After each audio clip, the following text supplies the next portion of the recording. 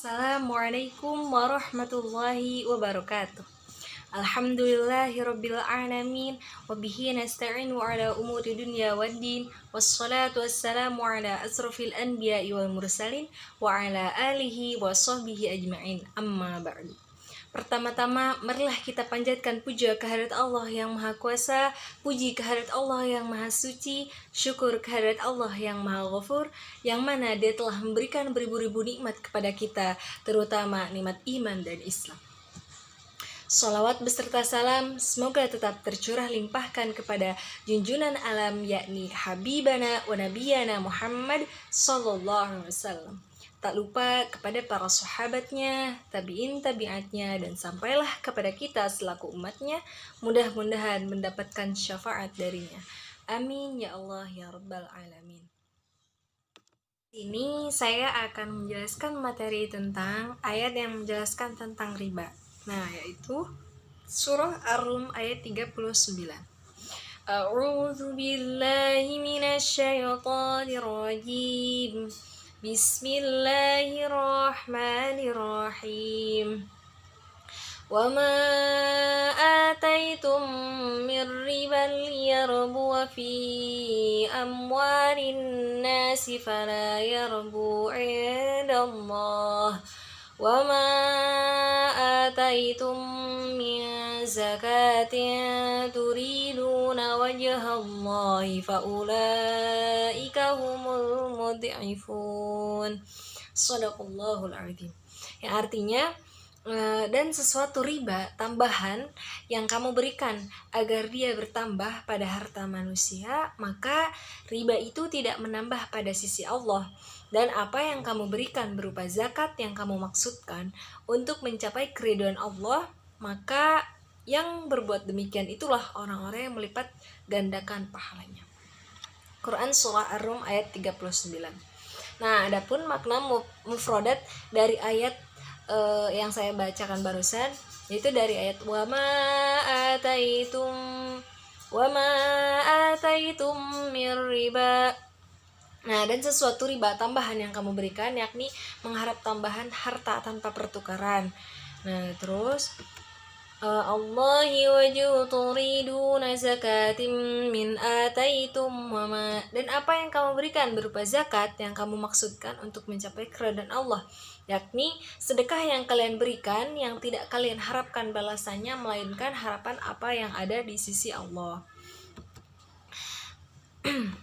Maka yang berbuat demikian itulah orang-orang yang melipat gandakan pahalanya, yakni mereka diberi pada setiap kebaikannya 10 kali lipat sampai 700 kali lipat.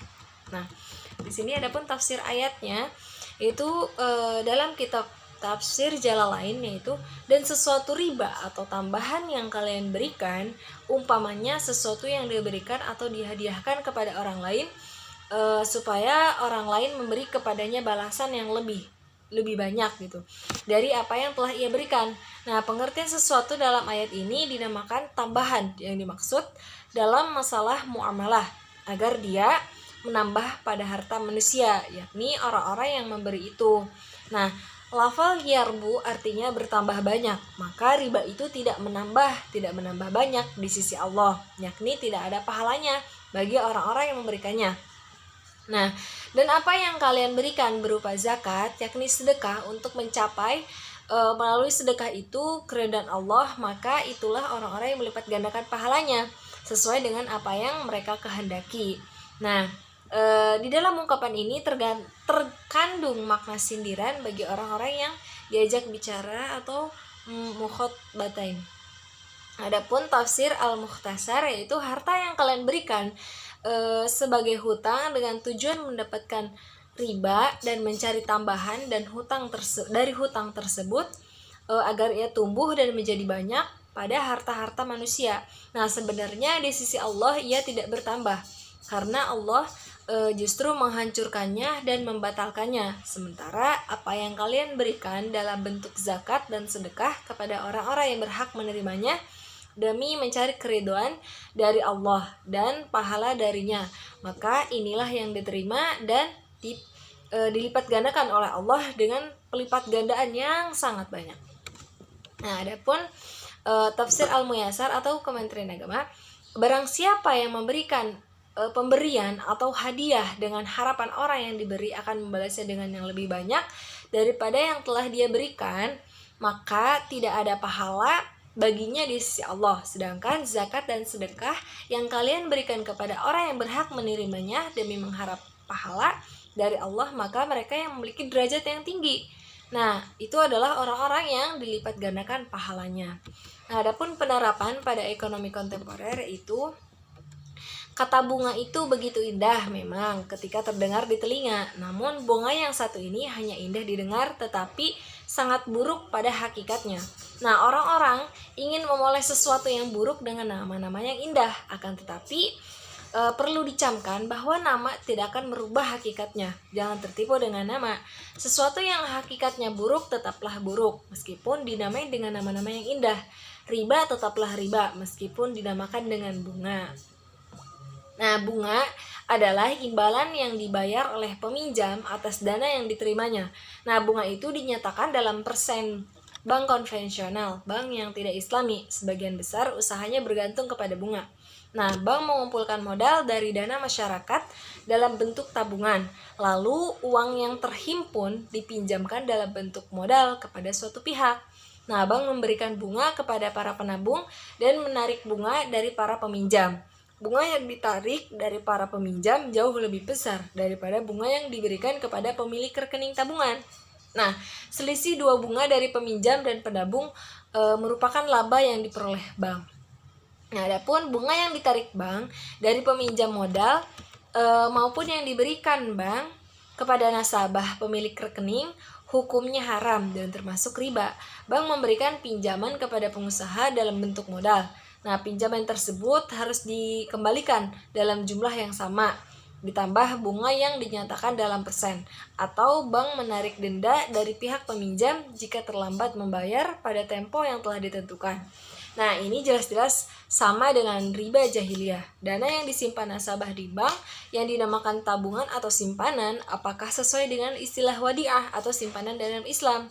Nah, jawabannya adalah tidak menabung di bank sekalipun dinamakan simpanan, akan tetapi dalam pandangan fikih akadnya sebenarnya adalah pinjaman. Qard yaitu pinjaman. Dalam fikih berarti menyerahkan uang kepada seseorang untuk dipergunakannya dan dikembalikan dalam bentuk uang senilai pinjaman. Adapun Syekh Utsaimin rahimahullah menukil dalam kitab beliau Asy-Syarhul Mumti, para ahli fikih menjelaskan bahwa bila orang yang menitipkan uang memberikan izin kepada yang dititip untuk menggunakannya, maka akad wadiah atau simpanan berubah menjadi akad qard, yaitu pinjaman. Dalam hal ini, dana nasabah dipergunakan lagi oleh pihak bank untuk dipinjamkan kepada satu pihak dalam bentuk modal. Maka yang seperti ini sejatinya adalah pinjaman, bukan simpanan. Dan pinjaman tidak boleh dikembalikan berlebih. Bila dikembalikan berlebih dalam bentuk bunga, ini dinamakan riba. Nah, adapun istinbat hukum riba, itu seluruh ulama sepakat mengenai keharaman riba.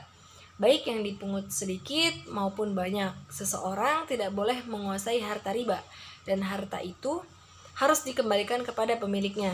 Jika pemiliknya sudah diketahui dan ia hanya berhak atas pokok hartanya saja, Al-Quran dan Sunnah dengan sharih telah menjelaskan keharaman riba dalam berbagai bentuknya dan seberapapun banyak ia dipungut, seperti pada firman Allah. Artinya, Allah telah menghalalkan jual beli dan mengharamkan riba.